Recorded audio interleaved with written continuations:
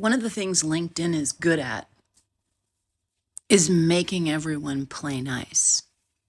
So when a coworker asks for a reference or referral, it's in bad taste to refuse.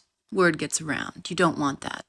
By 2009, Don Stovner had popped up in my reality 3 times. 3 significant times. Now, when he was at the Wynn, he cornered me one evening in the back of the house at the Wynn Casino. And he did it under the surveillance cameras, directly under the surveillance cameras in the back of the house.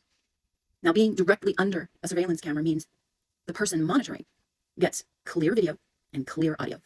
And when he cornered me, he says to me, "They're after you." Now, by the time I got to Wynn, there were a lot of people after me. I had recruiters after me. I had the vendors from City Center after me. I had the security and surveillance directors after me.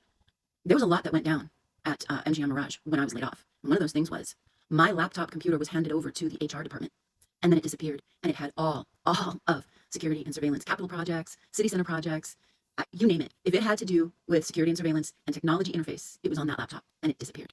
And they went absolutely apeshit crazy over it. So here's Don Stovner telling me something I already know under the surveillance cameras at the back of the house at Wynn Las Vegas. The question I only had was, which group of people are you talking about? So I very calmly and very quietly said, "I know." He said it again, "They're after you." "I know." He was so shocked by that.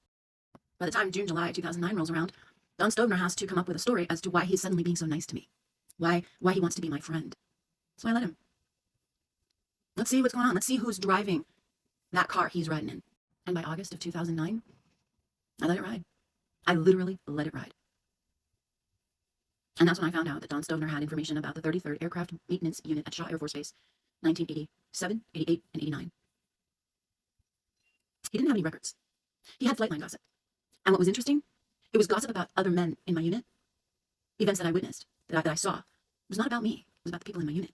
So at that point, I knew his connection was established at MGM Mirage by Ted Whiting, Steve Koenig, and Kyle Edwards. That was the first contact. And that first contact was manipulated, orchestrated. Strings were pulled to put me in that meeting with those contractors, specifically to cross paths with Don Stovner. So someone was spending considerable time feeding him information about me.